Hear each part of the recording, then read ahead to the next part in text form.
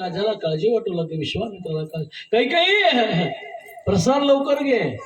प्रसादाचा आव्हान जर झाला ना तर आपत्ती आल्याशिवाय राहत नाही. प्रसादाचं आव्हान होणं, पण कैकेयीनं तो प्रसाद तसाच धरला आणि तो प्रसाद कैकेयीनं सेवन केल्यामुळं तो प्रसाद तिच्या हातातला उचलला. कोणी उचलला? पिंडघारीने झडपिला,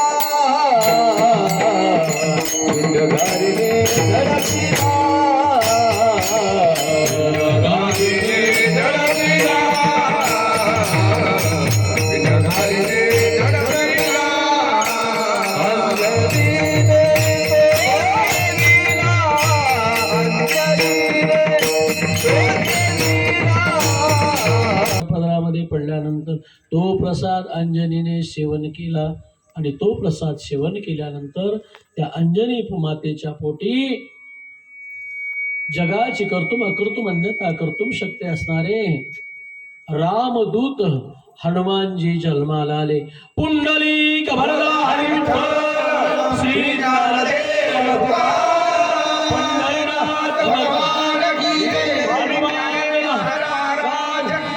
हनुमान महाराज की हे राम जानकी हे बोलो हनुमान की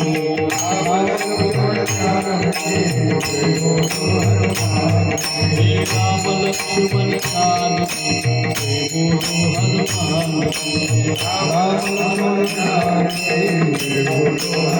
पुत्र कामेष्टी यज्ञ केल्यानंतर यज्ञ नारायण देवता प्रसाद घेऊन बाहेर आली. यज्ञ नारायण देवतेने प्रसाद आणल्यानंतर त्या प्रसादाचे 3 भाग केले. एक कैकेयीला दिला, एक कौशल्येला दिला, एक सुमित्रेला दिला. आणि पहिला भाग कैकेयीला न देता कौशल्येला दिला. म्हणून कैकेयीला राग आला की माझा अधिकार असताना पहिला प्रसाद मला दिला नाही, म्हणून तिनं तो प्रसाद भक्षण न करता हातामध्ये तसाच प्रसाद घेऊन बसली. विश्वामित्र ऋषीच्या गोष्ट लक्षात आली, प्रसाद सेवन करण्यासाठी उशीर जर झाला ना तर अनर्थ होऊ शकतो. प्रसाद कधी घ्यावा, प्रसाद कसा घ्यावा याचं सुद्धा शास्त्र सांगितलं. थोडा आणायला गेली काका, तोपर्यंत या माणसानं दम निघाला नाही. हनुमानजीला स्वतः उठले आणि सहज आकाशाकडे पाहिलं. आकाशामध्ये लाल बुंद सूर्य उगवतानाचा गोळा दिसला. अरे आईनं फळं आणायची कधी, आपण खायचे कधी, त्यापेक्षा आकाशामध्ये लाल बुंद सुंदर अशा प्रकारचं फळ आलंय. ते फळ आपण भक्षण करावं म्हणून हनुमानजीनं उड्डाण केलं आणि हनुमानजीनं उड्डाण करून या विठ्ठला विठ्ठला विठ्ठला आणि त्या सूर्याला घेण्यासाठी हनुमानजी निघाले. अंजनी मातेनं आवाज दिला, हनुमान थांब थोडं बाळा, अरे ते फळ नाही, तो सूर्य आहे. त्या सूर्याला तो फळ समजायलास आणि पळू लागलास. पण हनुमानजी ऐकायला तयार नाही.